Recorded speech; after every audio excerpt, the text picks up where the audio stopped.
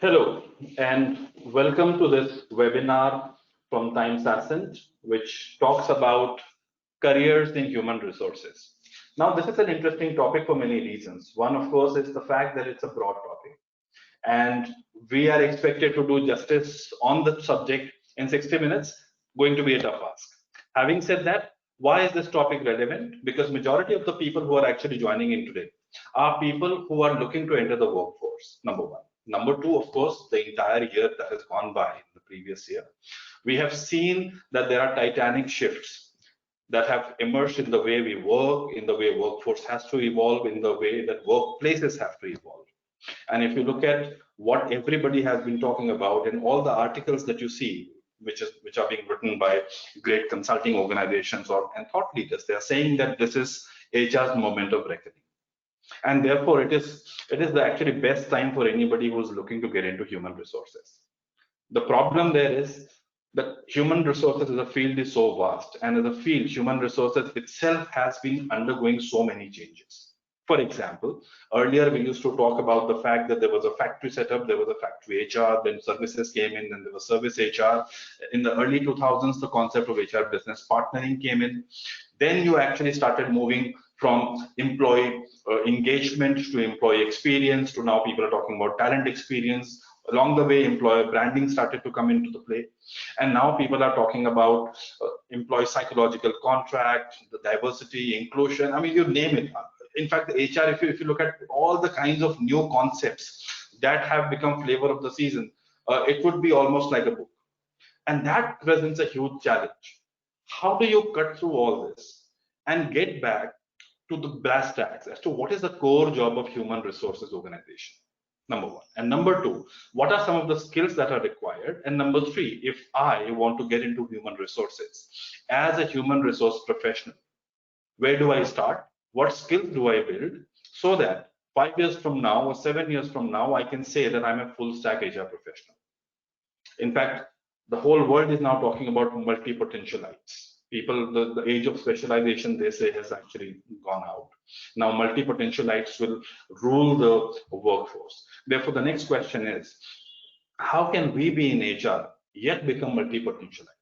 How can we draw learnings from neurosciences? How can we draw learnings from supply chain? How can we draw learnings from marketing? And some of these concepts is what we will actually try and talk about. Now, in order for us to have such a broad topic addressed, no better people than people who are actually practitioners of HR and thought leaders in their own way. And at that note, I wanted to quickly introduce the people who will try and help answer some of these questions that we set out to do. In no specific order, the first speaker that we have is Aman. Aman is an HR leader with more than 17 years of experience in India, APAC, and GCC region. He is at the moment with Tata Communications. He has worked in various industries like telecom, oil and gas, real estate, banking, finance, government, and public sector. In fact, he has worked in organization design, manpower planning, competency frameworks, talent management, performance management systems, and so on and so forth. And in fact, his insights would be really valuable. So Aman, if you can just wave and say hi to the audience, then I can move to the next speaker. Hi, everyone. It's a pleasure being here and look forward to our interaction. Sure. Thank you, Aman. The second speaker that I want to introduce is Shashwati. Now, Shashwati is HR leader with more than 2 decades of experience in people, process, and strategy.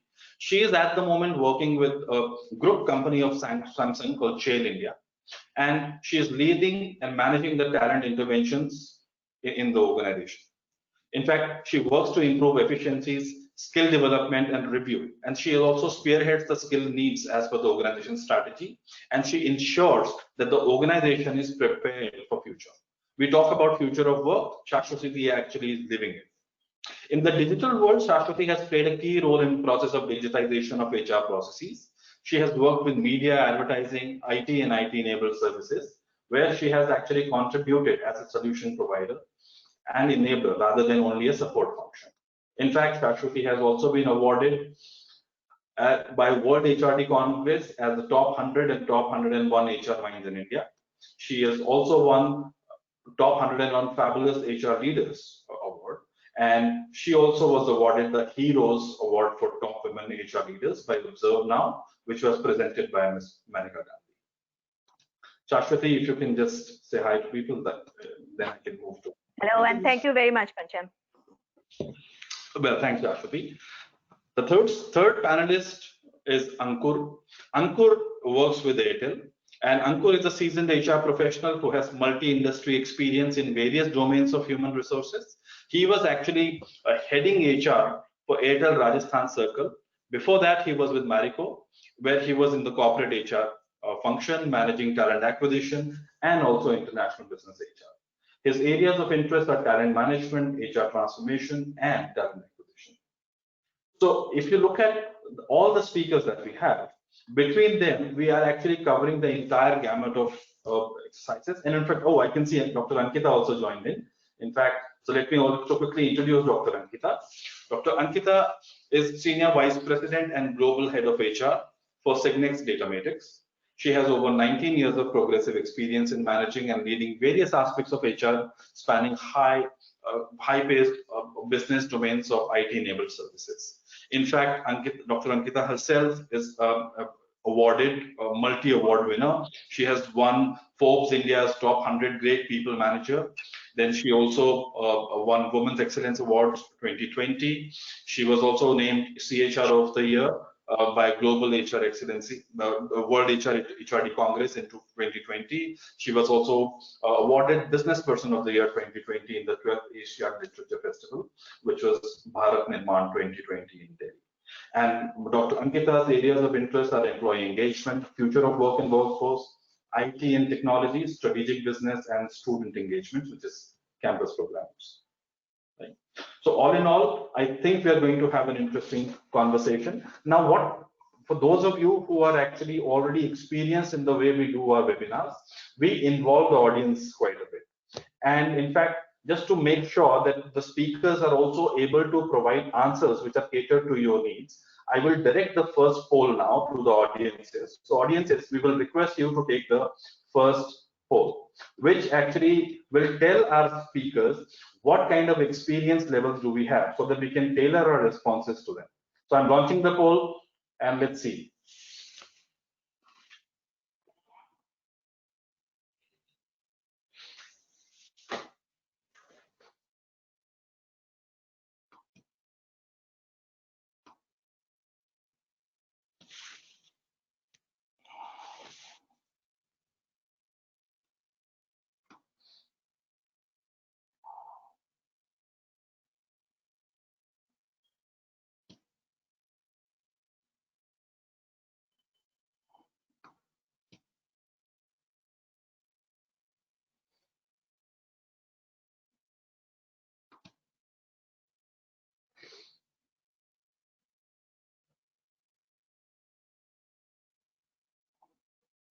So I'm going to close the poll now, and then maybe we will move to the first one.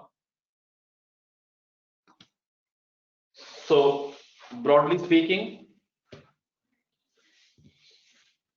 so we have actually an interesting skew. So there are two sets of people. People with up to 1 year, 0 to 1 years of experience. They are the ones who have a sizable audience. And the second set of people who have are actually people with 3 years of experience in HR or more. So it will be interesting to see how the questions vary. So at appropriate times, we will continue to look at these questions. So one of the first questions that has already come out, which of course anyways was the first question that we thought we would ask. So one of the questions that I can see, and I'm going to direct that question to Shashwati.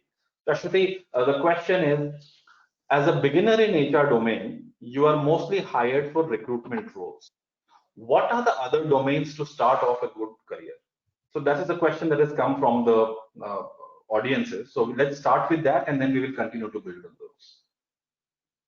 Okay, so I'm just talking from my experience. Now, in last 20 years plus, 21 years plus, I don't think I have ever hired fresher for, honestly, TA. Usually, I hire fresher for HR operations, not for TA. Now, I know there is a trend. there is a trend that we do hire sometimes freshers for TA role, and most times, like the question you have put up, and we usually tell them that okay, fine, schedule interviews, talk to people, do the calling, etc., which are the low end hiring job. But for me, I honestly feel that's not the right approach, because to do TA, you need to know business. To know business, first you have to understand the whole organization, and you can do it better if you are in HR operations than in TA. You should move to TA a little later, because then it's faster. You have to talk about the organization. You are the face of the organization. That's a very critical function. So even to move you into that function, I need to have the comfort zone that you understand the culture of the organization, you understand what the organization is all about. Then you become the face. So I think it's HR operations is one area where I think one should usually start with to get a feel, and then you move to TA, you will do better. Interesting. Well, thanks a lot, Shashwati. So I wanted to actually, because this is the question where people would have varied opinions. So I thought maybe I'll also, ask if there is any another set of opinion on the subject, because we have seen that actually Prashpati's experience is actually very interesting, because we have on one hand corporates who are actually hiring people in administrative roles like HR operations, which are very important. But you also have people like Korn Ferry who are going to campuses and hiring freshers to look at searches. Although it is not a client-facing role to start with, but this is about getting to know how the CTQs relate with searches. So Dr. Ankita, when you hire people who don't have a lot of experience in HR, or when you want to hire people from campuses directly, what kind of roles do you put them in? I think we are Pancham open for most of the roles when we talk about HR in general, to start with, be it HR operations or recruitment, or for that matter, employee engagement or fun at work. It completely depends on the individual when you are interviewing what his or her interest area is, what they feel they are good at, what they feel they'll be able to explore and contribute most to. That becomes really important, because not everybody would be very comfortable in general, handling probably employee engagement, wherein the other person probably would take more interest where they have more strategic targets and it's more number driven. So it completely depends on the freshers.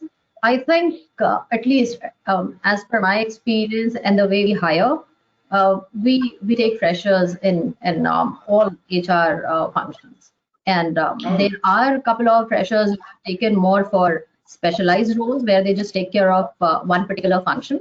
But at the same time, we hire a few more who are taking care of more general role, where they not only just take care of one profile, but a couple of profiles at the same point in time.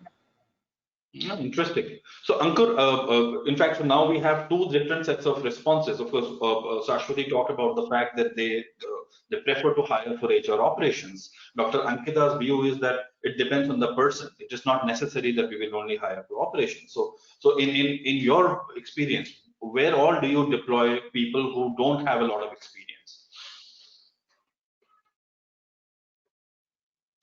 We can't hear you, Ankur. Am I audible now? Yes. Yeah, from my Airtel perspective, I think most of the fresher hiring happens through the campus, and these people kind of come to us in form of management trainees or young leaders. And the starting point for us is that we don't put them directly in any role. We don't do that, because we have to map their aptitude. We have to kind of look at what kind of role would they fit in. So we put them on projects. So, and when I say projects, these could be projects in any of the verticals. These could be projects in the talent management. These could be projects in the business HR. These could also be in the recruitment and the sourcing space. So kind of we give them an exposure for project for 3 to 6 months, multiple projects. And then basis the aptitude, strengths, and the interest of the individual, we kind of deploy them in a particular vertical. So that is the approach that we tend to follow. Interesting. So that's actually another perspective, that you hire people as management trainees, maybe do rotational assignments before you deploy them full time. Aman, Just to add to that, I think that's true for most of the bigger organizations because, in fact, Samsung does the same thing, right? They put you, I think Airtel calls it the young tigers. So used to, I don't know if the same name here now. So Young Leaders Program, YLP, or Young yeah, Leaders young Program. leaders program. Yeah. So I think most of the bigger organizations do this, but for wherever that, for us, TA is revenue because it's a service industry. It's an FTE model, so it's a revenue model. It's the most critical function. So we take the approach that first understand and then move to the most critical function. So absolutely, and in fact, the whole idea is to look at diverse perspectives so that people also get complete span of things possible. Because a lot of people have they have apprehensions, and they also have preconceived notions about what they will be doing. And that's, in fact, I would imagine that the question that was asked was very specific, that they get into recruitment. I'm sure this question has emerged because of the experience of the person's colleagues or people, so and so forth, and that's the whole point. So, Aman, now, I'm directing the same question to you before we move to the next ones. No, it's interesting what you say about the question, because whenever I've visited campuses, right, one of the experiences that I have had is, even when you ask, young budding professionals, what all roles are there in HR, I'm very surprised to see that even from, top tier colleges, there's a very limited understanding of what all career choices are there in HR. So Yeah. people either think that it's recruitment or comp and ben, whatever are the electives that are basically offered in various campuses in the MBAs. People only have that kind of a mindset, and I think that was one of the reasons why this question was also asked. From our perspective in Tata Communications, we deploy people across. We've deployed some of our very successful leaders in the HR business space, HR business partners who have grown to be very good business partners in recruitment, even in comp and ben. We've got very, very good talent that we've got into comp and ben early on, into talent management, which uh, you know uh, uh, and also we do experiment, something, Pancham, that you talked about, and we'll talk about more during the course of this webinar. We also have now increasingly looking at students beyond the HR discipline, as we are trying to explore more around the themes of design thinking, agility, bringing in more digitization, bringing in future of work. So there's more and more value, and there's a very interesting concept that we bring in of the HR product manager, which I'm sure we'll touch upon as we go along. So I think it won't be right to say that you can begin your career in any one. It depends upon the personal aptitude of the professional, the young professional, and where they see themselves growing. So I think anywhere is a good place to start, as long as you have a good guidance and a good entry into. So it's actually interesting that all of us talked about something very. So there was one thing that I at least found common in terms of theme, and the theme was that, for example, when we start out any job, it doesn't matter which field we get into. There are two things that we must do. One, of course, we have to learn the organization. We have to learn the work. The second thing, of course, is we have to do the administrative piece first. And because unless we are able to do the administrative piece well, we cannot graduate to the next pieces. And this actually fits in beautifully with even the hiring assessments that you see nowadays. For example, we hire for people who are conscientious. The assessments are designed to hire people who have very high work ethic. Why? These people are not experts, but these people we know will give their 100%, and they will be very quick to learn. And then, of course, when you have some of these basic ingredients in place, then they can actually continue to grow. It's absolutely fine. So in fact, on that note, I will come to Shashwati again. So Shashwati, in your organization, since you talked about the fact that you moved people into operations. Now, let's say if we want to become HR business partners over a period of time. So what is the typical route that your organization provides to these people? So honestly, Pancham, let me again go against the tide, and I will say that I believe each and every function, I have a T and L&D, I have operations plus performance management together, and I have TA.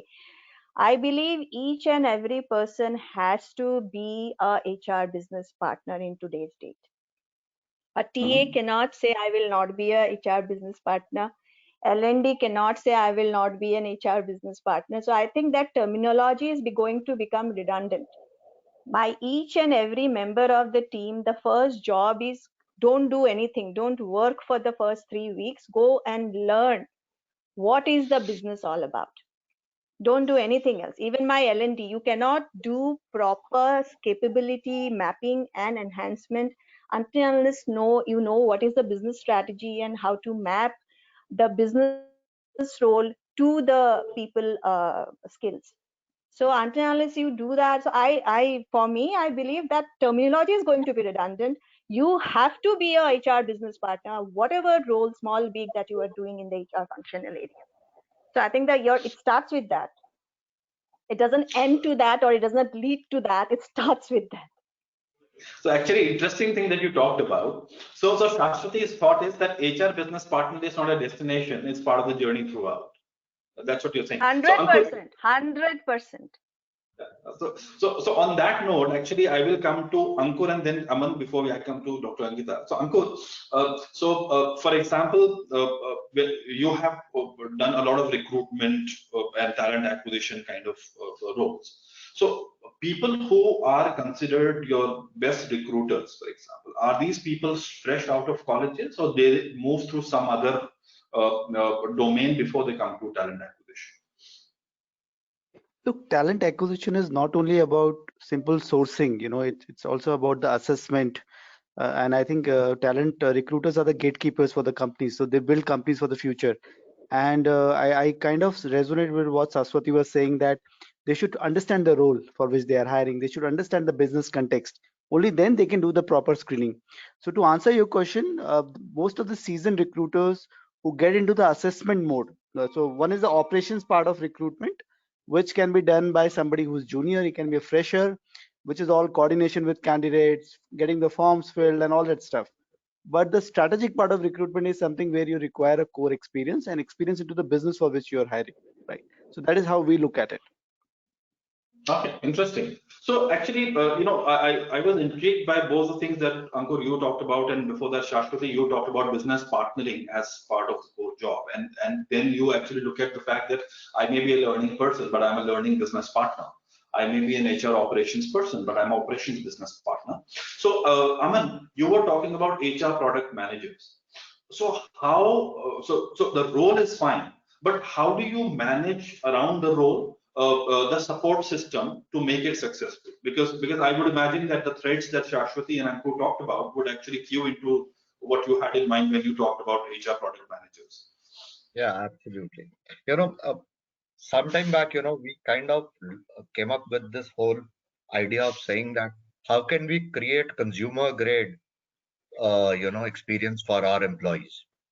And we said, okay, taking a cue from the way, the Amazons and the Airbnbs of the world work, right? And looking at how on all our processes there is now a digital layer that needs to go, considering that we are a global company and we cater to more than 20 countries across 40 nationalities, right? So how can our employee experiences be consistent across? So we said, okay, we'll have a role which is like a product manager within HR, which encompasses both what Shashwati and Ankur are talking about. So this role then becomes the pivot around which your HR programs, your platforms, cater. And they then, applying the principles of product management, design thinking, and working with the technology groups, on agile methodology. So we actually have 90-day sprints on most of our processes, and we say, okay, we will deploy these, and we go out and we do our product prototype. So all that we do is based on that approach. And what we are now doing is we are bringing in talent from other domains into HR. to help us look at that. So, so we are experimenting with a lot in terms of the way we would want to see the whole, the HR function grow, and it gives us wonderful insights in terms of when we do our prototype workshops, when we take out and we look at the edges, and it's just not looking at how well a process will work, but also looking at the edges, the extreme users, what is it that they are experiencing, and bringing that into the fold. So coming back to the moot point in terms of HR careers, why am I sharing this? I'm sharing this because I believe that going forward, it's going to become very, very interesting, and domains are going to, kind of merge together in terms of, the competencies and the skills that you bring to the table. So it's not just that someone coming in and, doing the day in and day out of HR operations in an HR shared service and then moving up the ranks. No, I think, if someone has got the critical thinking ability, has got the ability to look at data, has the ability to apply UI UX, has the ability to apply any kind of empathy and other elements of design thinking into it, you can create a career in HR from where you are. In fact, thanks a lot, Aman, because what you have done is you have provided me a brilliant segue to come back to Dr. Ankita. In fact, there is a direct question to you from Asha, and she has asked, Ankita ma'am, nowadays there is a trend of doing SHRM. So my question is it necessary to have such certifications from reputed institutions in spite of having 15 years of HR experience?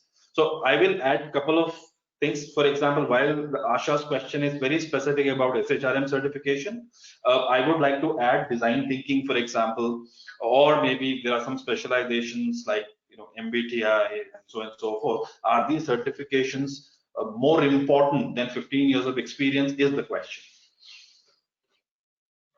Very, very interesting question, Asha. Thanks. Pancham, yes, I think I would say knowledge in any form at any point in time is important, and I don't think it'll do any harm. It'll always benefit us.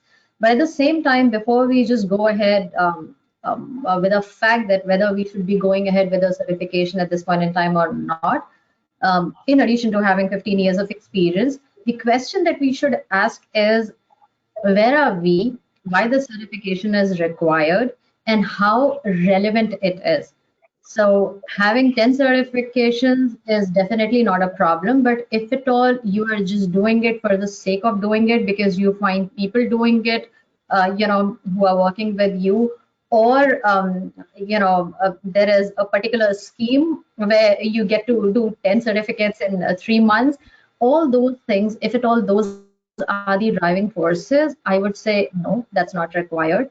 But if you are a people manager and there is a certification on people analytics, you think that you wish to contribute to a different level, if you think there is a relevant certification and you wish to go ahead with it, along with your 15 years of experience, it will still, add on to your skill set, and that's very much needed. There are a lot of things we in our organizations get restricted because we would not be able to try each and everything.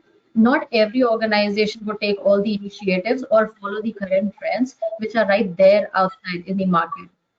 These certifications, these case studies, these live courses, these seminars, probably they give us a virtual real window to just see through and understand what the world or what HR is going through.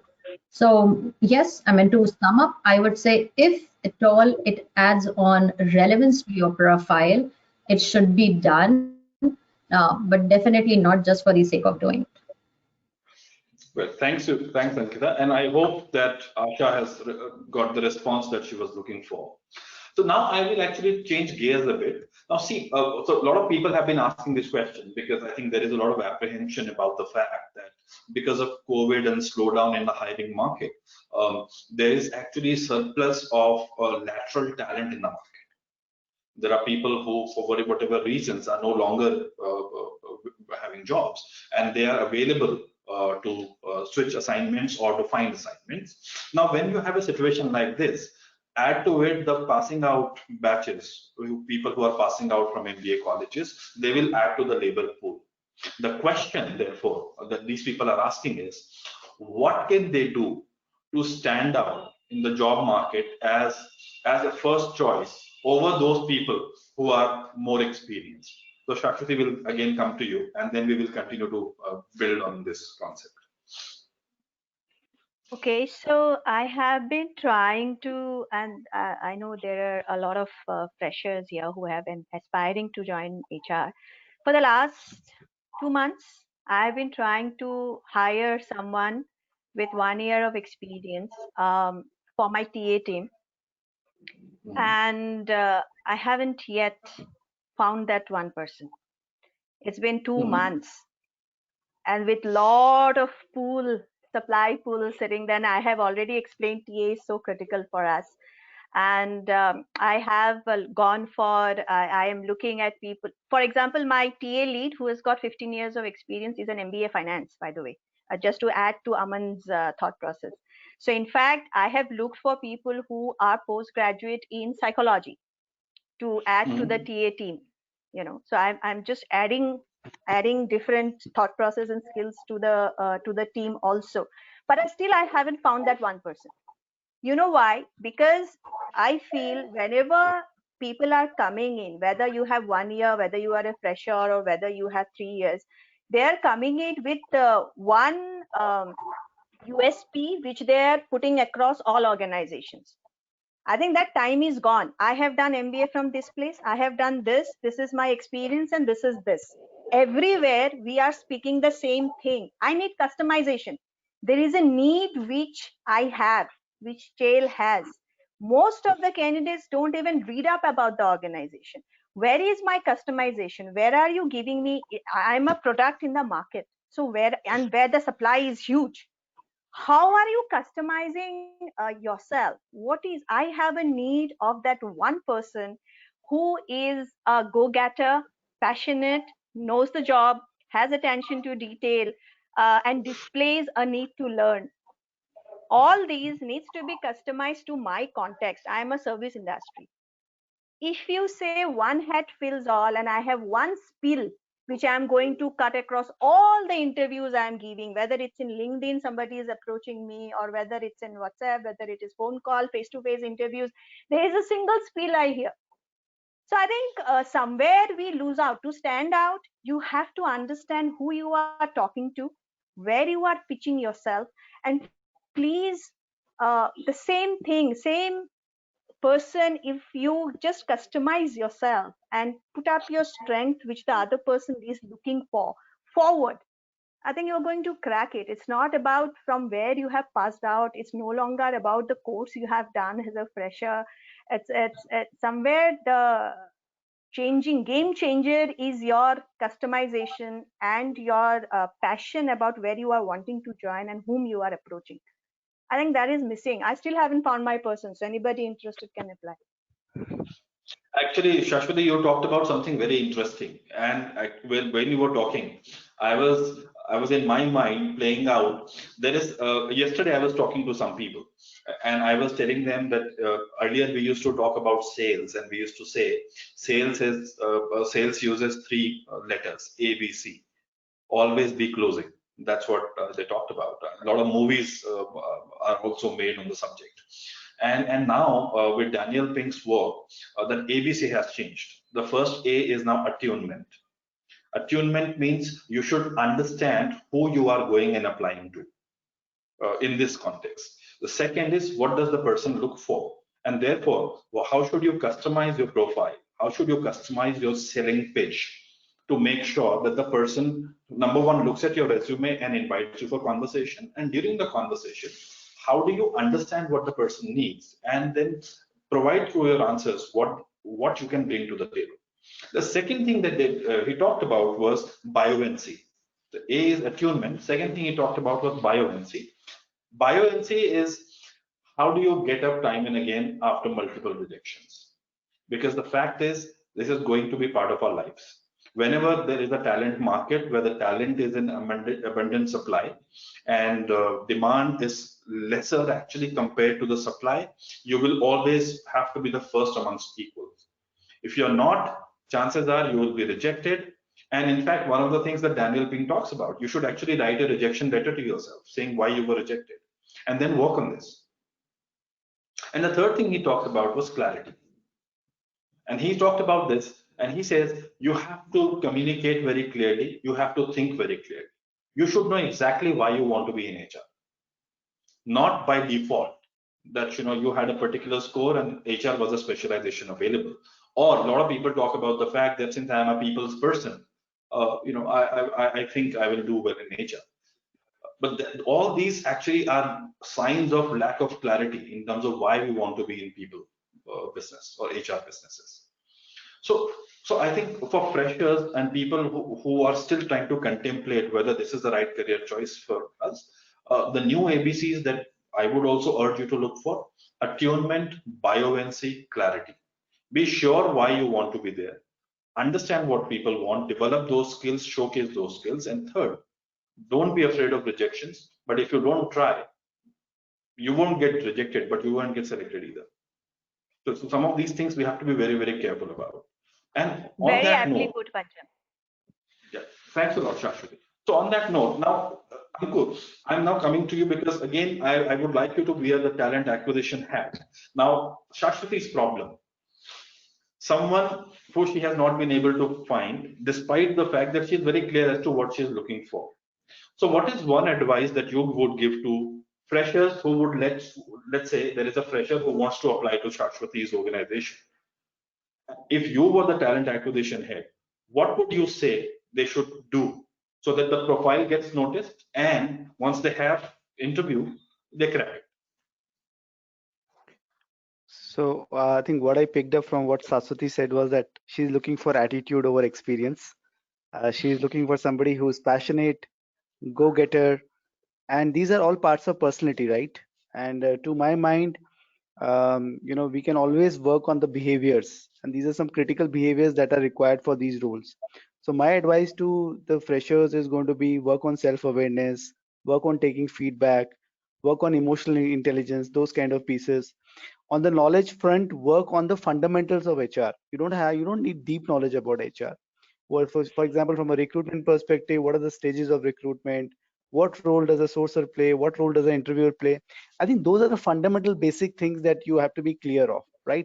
And the third piece to my mind is the technology orientation, because with the roles getting automated, even the recruitment process to a large extent is getting automated. So you need somebody who is digitally savvy and technologically oriented. So some piece on AI, machine learning, and all those blockchains of the world and big data. So many things are there, I'm saying. So get a sense of all these pieces, which will help you adapt better when you kind of step into the corporate world. That's my piece of advice on this. Well, thanks a lot, Ankur. And since you talked about AI, that again gave me a cue to ask the next question to Aman. And this is a question that audiences are asking, and actually quite a few people. So there is one person who is saying that almost 30% of the HR jobs are now being taken over by machines. So what is the future in HR? The second person is saying, with all the automation around us, what can we do to stay relevant? So Aman, so some of these questions that people have, apprehensions that people have, chances are some of these are also misconceptions. So I would like you to respond to this and hope to remove some of the misconceptions that people have about automation, AI, machine, and future of HR. So in fact, thank you. This is one of my favorite topics, right? So in fact, if you go and you search on the net, I'm telling to all the participants, and there are many websites which will tell you which roles are going to become redundant, basis, the AI and all the machine learning and all the automation that is coming. One role which actually has a future is that of HR, because HR, with its virtues of the share employee connect, empathy, and your ability to bring in critical emotional intelligence into decision making, is something which can never be replicated by machines, right?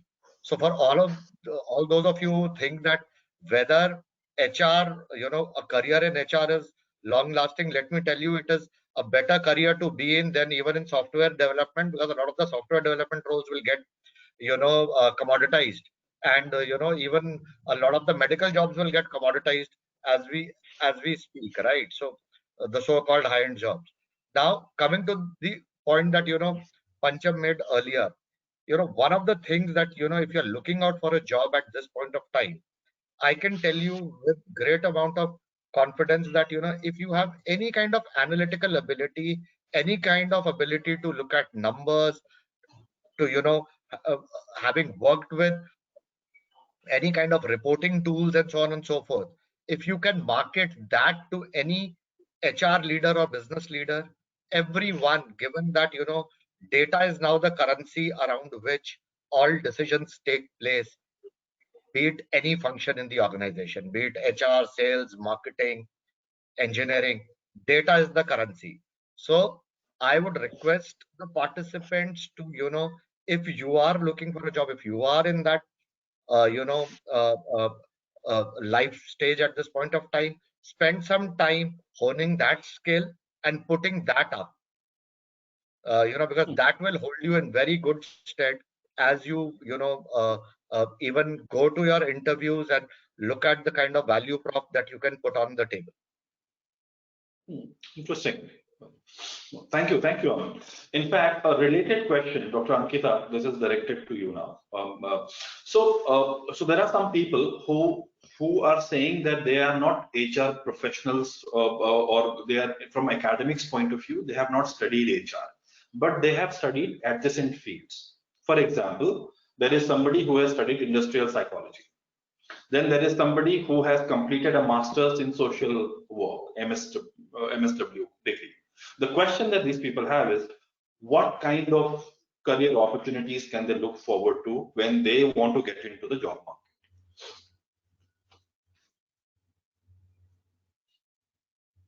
So, see, when we talk about any skill set of people, I think you can get into any field. So I don't think there is any restriction as such now. You can see a lot of CEOs moving to HR role. You can see a lot of HR people moving to delivery role. It's not about what you start with. It's more what kind of growth and learning mindset you have, what you are interested in. When it's about the start, you can actually select what's your, I would not say comfort zone, but what's your core zone which you would want to explore, and just start with it. I mean, not every time you would need the core competence to start something, and that's the probably best part of today's era. Everything is available right there, for free, which you can learn. It's not that you have to enroll for proper courses to attain knowledge if at all you're interested in a particular field. With respect to HR, I think, as other panelists have also mentioned, you can just go in anywhere. One thing that Aman was talking about, when we say that because of technology, obviously there is a little bit of restriction. We get confused whether there will be jobs, whether we will be able to explore HR or other departments more if at all we have these diversified backgrounds. I think one question that we need is, are we able to do something which is more than what machines or AI or automation can do? To give an example, I would say, I'm sure we all remember, or we all can register that we call a customer care when we wish to know something about our credit card, and it starts directing us to press 1 and then press 2 for English or Hindi, and then if at all you want to know about the card, 3, 4, and it goes on.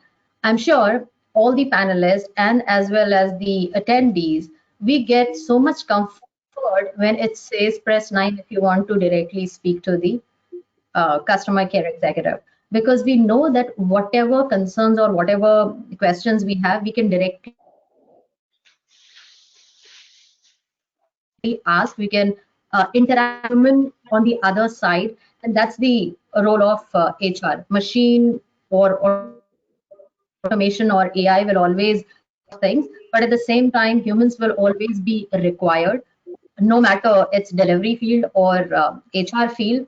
I think adaptability, human skills, digital skills, or digital literacy, if these things are very much there within you, and if you can be a master of these, probably any field can be explored, even if it's not a core education, but a related one. Well, thank you, Dr. Ankita. I think people who have asked this question about specialization or specific HR degrees, hopefully you've found your answer. It is less about what you bring on the paper. It is more about what you bring in person and what you can contribute. That is the more important piece. In fact, there is another interesting question. So Shashwati, I'm going to direct this question to you, and then this same question I will bring to all the panelists, because this is actually an interesting question asked by Dr. Sanjay Deshpande. My guess is that Dr. Sanjay Deshpande is from an educational institution, and his question, therefore, is actually very relevant from campus hiring point of view. His question is, what do we expect from faculty members of these schools? Number one, is there any opportunity for faculty internships in your respective organizations? I have often seen that business organizations close the door for industry interface. So from what I understand, I think they're looking to look at how can we bridge the gap between academia and corporate. I think I would imagine that that's the question that is. So Shashwati, any thoughts on that? Yeah, I think I'm very happy that someone has brought this up, because anywhere I have gone, anywhere I've spoken to, I have always asked the faculty members, you are calling us. Why don't you come up and see what the corporate world is like and do something with us, so that you understand when we are talking, what we are saying. You'll have first-hand experience of it. I don't think people are closing doors. It's just that people are not aware, and maybe the faculties are not pushy enough or aggressive enough to give a proposal which has an ROI for the organizations also. Because I will not do it as because of the busy, we are so busy in our schedules, we will not do it as a something which is a social responsibility. We will do it when we see an ROI. So if one faculty member says or brings in, he is from analytics background, and he says, I'll do a project with you where I'm going to map these numbers and tell you the talent trends in your organization and your industry for the last 3 years, it makes sense to me. Then I engage with that person, and then there is a win-win situation when we say, oh yeah, then we can hire from that place also. When I'm looking at a fresher, I'll think of him and I'll say, hey, you did a great job, can you recommend someone, because you understand what I need, what my business needs, so can you place 3 people here? So that's how it grows. I think somewhere even educational institutes, and if I am a faculty member, I need to again customize. It's not I go to every person and say that Aman needs might be different, and Airtel's, the telecom industries might be different than from a marketing communication brand industry. From Chail to Samsung also the need differs.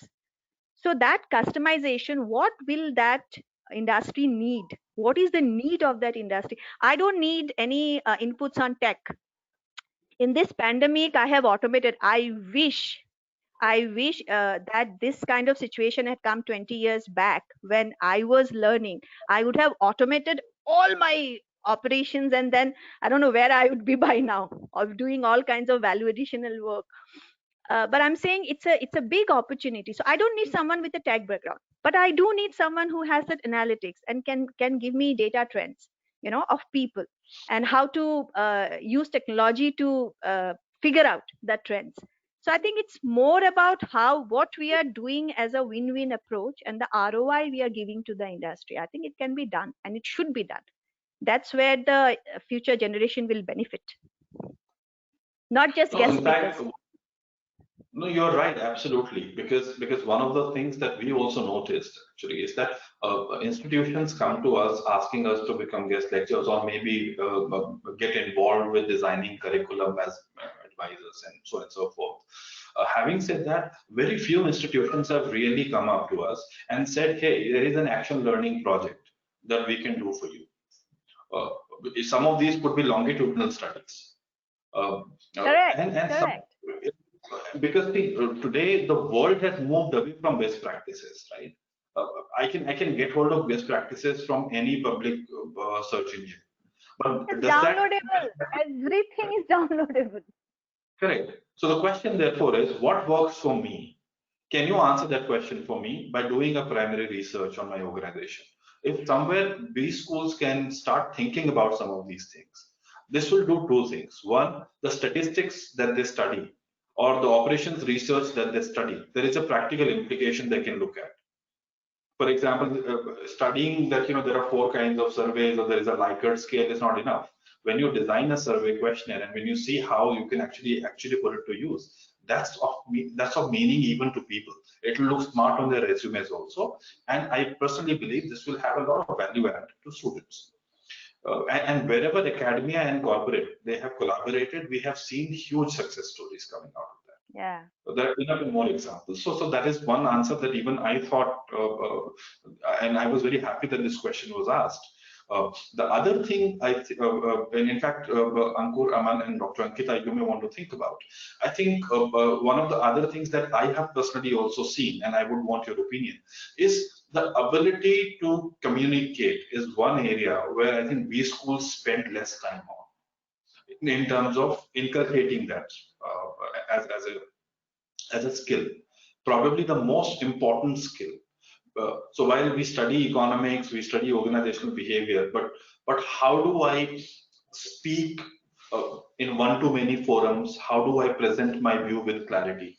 So while there is a managerial communications course, the question is that sufficient? Can we do much more? Because our experience in campus hiring has been very similar. We have some brilliant people that we look at, and the people who get selected versus people who don't, the biggest difference has been clarity of thought, all other things being equal. And yet we have not seen enough emphasis on some of these things. So Ankur, Aman, Ankita, I don't know what your experience has been, but this is what I thought maybe I'll table and take your views on those. So I think being articulate, which you said, there's this expression of thoughts, right? Are you able to clearly express your point of view? Requires exposure. It cannot happen without exposure and one of the good ways is these multiple projects, internships, for which a lot of companies are engaging students. I think students should raise their hand and proactively get into these kind of project modes and internship secondments, because that will give them the right exposure and the environment in which they have to express themselves, right? It is not about expressing yourself only in a classroom setup. It's also about looking at that entire dynamic, constraints within an organization and then expressing yourself. So my only request is, beyond the books and the of course the lectures and the sessions, there should be more practical exposure which students should take, by participating in these activities. That's my sense. Thanks, Ankur. So Aman, your thoughts on, for example, in your organization, how can academia corporate partnership flourish? What kind of things we can do? Yeah. No, I totally agree with what Pancham you said and Shashwati and Ankur.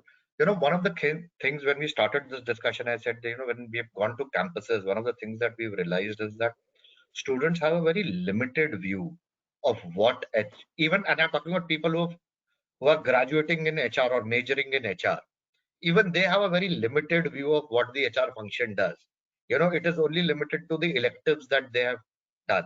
So, to the academia, I would say that how they can bring in more contemporary knowledge of practices, so that when the students come into the work, they are not starry-eyed to say, okay, this is how it actually happened. The whole idea of doing a major or an elective is that you get students prepared, and there's a whole topic that is of discussion around the readiness of our talent, and actually how employable our talent is at the end of the day. Also, a lot of organizations have now started involving the industry in their academic councils when they are looking at their curriculum design and so on and so forth. My only request would be, at this point of time, please get in more and more industry speakers to come and speak and fashion the courses for your students, so that we are actually preparing them in the right manner, and we are, increasing their employability, and also helping them make an informed choice of what all career choices are there within HR, so that they are also better equipped. Because Shashwati mentioned some time back, okay, you have to make your pitch, you have to make your own, value prop. But if I don't know as a student what all is on offer, what does HR actually do? How is an HR business partner different from an HR ops? How is that different from a COE or a corporate role? Then how will I as a student ever have that clarity of what really interests me, and for me to then create that value prop for me? So I think educational institutes need to bridge this gap of learning, so move beyond the conceptual to the contemporary, I would say. Okay, interesting. Thanks, Anand.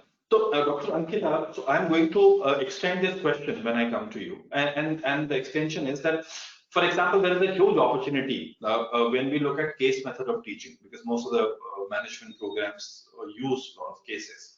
So, in your experience, how can, for example, organizations help academia by using some of our real life problems as cases, uh, in the process helping them, and in the process helping ourselves, and what stops us from doing it currently? Yeah, so Pancham, I think the easiest way to learn is to experience it. As in, I think colleges are doing enough at their end, be it mock sessions or projects or industrial projects, just to ensure that the students get the feel of what they would be handling a little later. But how corporates are helping, instead of taking them only for 3 months on a project, now giving it to the digital world. Most of the things are virtual. People are working from home. And we know that even students, they have enough time in hand where they can contribute or they can be part of life projects with the corporates. And I know personally, including ours, where we are, collaborating with institutions, and we are telling them that this batch can work with us on these particular projects as shadow resources, where they get to know what's happening. So when tomorrow you hire from that same institute, the students, they know much more about the culture of the organization, how we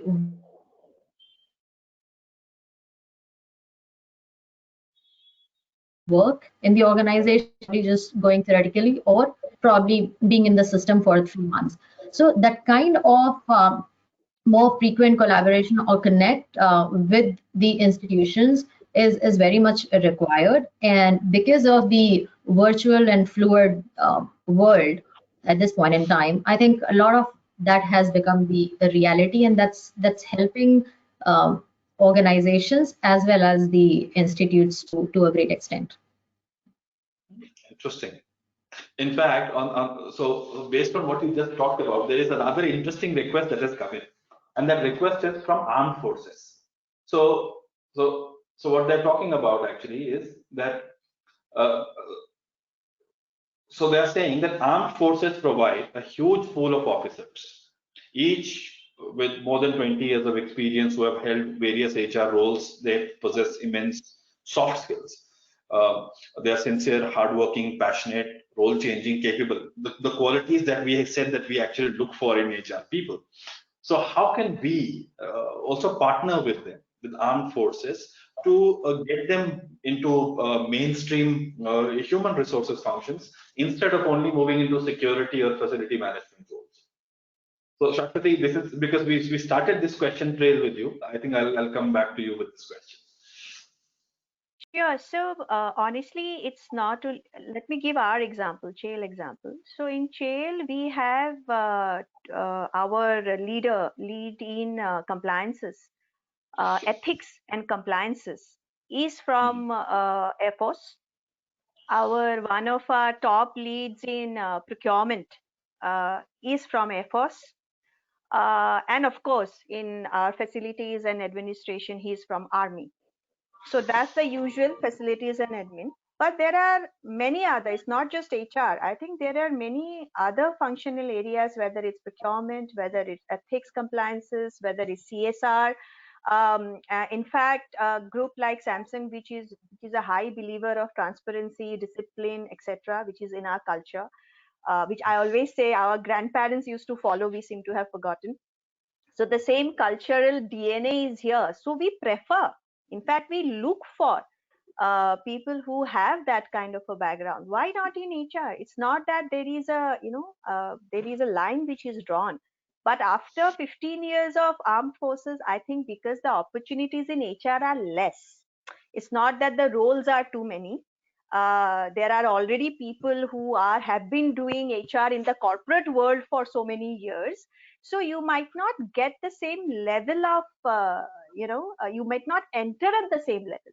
If you're willing to learn and grow, I think it's there. It's not that it's not there, because it's my experience. We have already hired in different functional areas people from armed forces. So don't get disheartened. I think it's just about finding the right opportunity. But yes, in HR, the opportunities are fewer to come in at a senior role in HR. I think that's the reality.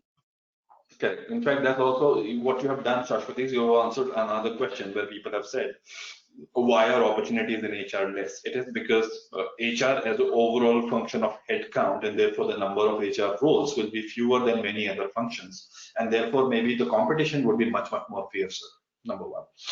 The second thing I wanted to actually bring to table is that a lot of people from armed forces background have actually done well in HR. For example, I know a gentleman called Samir Nagra. He's a very good friend of mine, and he actually is heading learning. Last I know is United Health Group. He was heading learning and development, and he retired from armed forces. Yuvraj, who was head of Make My Trip, is an ex-armed forces person. Similarly, there is a gentleman called Colonel Shalish, who heads Expert Connections, which is a recruitment organization. He is, of course, Colonel Shalish is a retired colonel. So the fact is that we have many such cases. You may not find them too many to start with, but when we start digging, chances are we should be able to find some. Now, there is one last question, Aman. I'm actually going to direct this at you because this question is slightly, I would say, unusual. This is why it is unusual. They say that companies hire cream students. People with average marks like us, they don't get hired. So what do we do? Okay, so let me tell you, I was a 70%er all my life. Okay, so let me begin by saying that I was a 70%er, and let me tell you that Shashwati said that they look for, she's looking for aptitude. I'll tell you from my experience of being in HR for so many years, and even before that, being a student, it really does not matter after a point of time, And okay, so you are saying not after a point of time, but even if I'm going to be beginning as a fresher, does it matter? No, it does not matter. There are 4 other seasoned HR professionals. I will, ask them one question. When we go to campuses, apart from the fact that someone is cleared that basic minimum requirement that we have put forth, do we even go back and see whether the person was a gold medalist or was that? Very little times does that make a difference. If anything, it could make a difference in a current situation. I think what is important today, like I said, the currency is data from the business side, and from the candidate side, the currency is skill. So if you are able to develop a particular skill, if you are able to talk about that, if you are able to understand, my request to everyone is, whenever you're going in for that interview, please take out time to understand the business of that organization. And if you are then able to build a value proposition based on that and marry your skill set along with that, and you can't be everything to everyone. So don't say that, okay, whatever I've seen in the website, half of the times we might not even understand. Early on in our careers, We might not even be able to understand what a sale does or what a Tatacom does. We are in such technical jobs, all of us, right? But don't get disheartened by the fact that you're not the cream or you're not the top 10 percentile or something like that. Actually, that is not how careers get defined over a period of time. Let me tell you, this is the biggest myth. And I'm saying this very, very emphatically because I'm a living, breathing example of that. So please don't make that as a mental block. That's the and pardon me but to say this, but that will be the most stupid thing that you can do to yourself so early on in your career when you are just starting off. So please spread your wings, see what all skills, what all other value prop you can bring on the table and work on that, and just go and go and just crack the next interview and the next opportunity that you get. Well, thanks a lot, Aman. So I'm cognizant of the time. So I think at this time, what I would want to do is take a couple of minutes to quickly summarize what we covered, because I think we covered quite a few areas, and it is only fair that audiences should actually come to look at a concise form what all we have covered. So we talked about the fact that this is a difficult time. There are a lot of people in the job market looking for opportunities, and therefore for people to stand out, they need to first make sure they understand the business they're applying to and the value they bring to the table. And their resumes have to also talk about the same thing. The same passion has to come in the interview room, because there are HR people, HR managers, HR leaders who are more open to hiring freshers with drive than people with experience but with no drive or no demonstrable knowledge gain or skill building evidence over a period of time. So it's not that freshers have a disadvantage as long as they have the drive to learn. The second is, when we get on a job, let's not start thinking about immediately doing strategic jobs. Let's start building our base by understanding the role, the administrative piece. Do it right first, and then you move to doing the right things over a period of time. The third thing that we talked about is, it is also important for educational institutions to start partnering better with industry. And from industry's point of view, I think the onus is also on HR leaders to maybe engage academia more, to start looking at some of these skill building avenues. And from HR and the talent acquisition leaders' point of view, with the world of in India, especially with new labor codes coming in, platform workers being defined, gig workers being defined, chances are more and more opportunities will come in, more and more new models of hiring would come in. So we should not close the door on those people who are not academically maybe very accomplished in terms of marks, but we should look at again people who are smart in many other ways, which would include people with specializations outside of HR, or people who may not have great marks, but they may have other important skills that we can easily put to use. The other thing that we also talked about was, there is no need to be afraid of automation. In fact, automation only allows us to move mundane routine tasks to computers so that we can start doing more value-added, engaging, strategic business work. So we have to embrace it.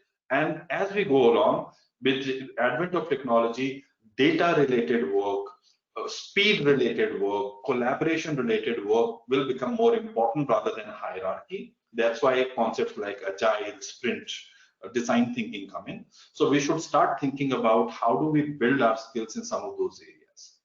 If we are able to do that, chances are, even if we struggle initially, over a period of 35 years old career, I'm sure we will be able to find a space that we can say is actually my space and we have done something worthwhile. On that note, I would like to thank all the speakers for your insights. Actually, I thought it was very well done. Why? Because you brought in practitioners' view. And some of the questions also allowed us to put some context from the academia's view, the practitioner's view, as to why we don't engage.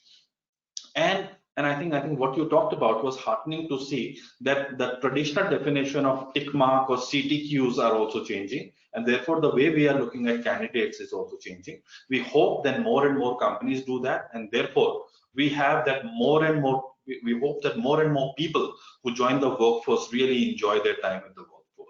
without worrying about what CGPA they got and what specialization they got. Okay? On that note, thanks a lot. That's it from all of us. Thank you for being part of this. Thank you. Thank you so much, guys. Thanks.